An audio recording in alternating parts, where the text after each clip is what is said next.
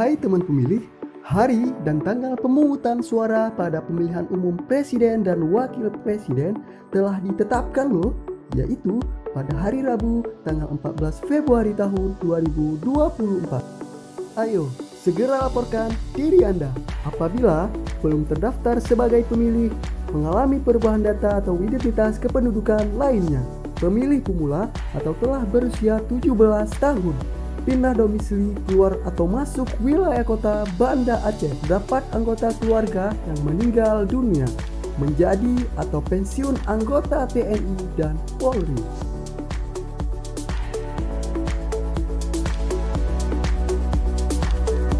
Teman pemilih juga dapat melaporkan dengan cara mengisi form pelaporan di aplikasi Sitimpan, yaitu Sistem Informasi Pemutakhiran Data Pemilih Berkelanjutan.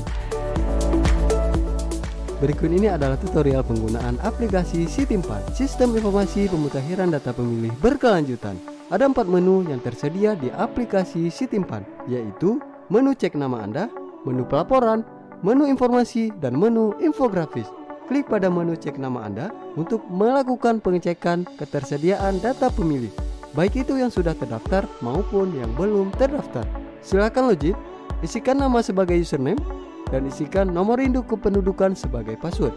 Klik tombol masuk. Jika teman pemilih berhasil login, sudah dipastikan teman pemilih sudah terdaftar sebagai pemilih.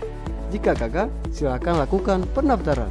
Klik pada daftar pemilih baru, isikan nama sebagai username, isikan nomor induk kependudukan sebagai password, dan konfirmasi nomor induk kependudukan. Klik daftar pemilih baru. Pengelola Sistem Informasi Pemutakhiran Data Pemilih Berkelanjutan KIP Kota Banda Aceh akan segera memproses data yang teman pemilih kirimkan. Menu pelaporan. Ada beberapa jenis pelaporan seperti meninggal dunia, menjadi anggota TNI, menjadi anggota Polri, dan pindah domisili. Untuk melakukan pelaporan, isikan nama lengkap, nomor induk kependudukan, nomor kartu keluarga, pilih jenis laporan, tempat lahir, tanggal lahir, dan status perkawinan, jenis kelamin, isikan alamat, disabilitas, TPS, desa, kecamatan, dan nomor telepon. Klik simpan untuk mengakhiri proses pelaporan. Menu informasi.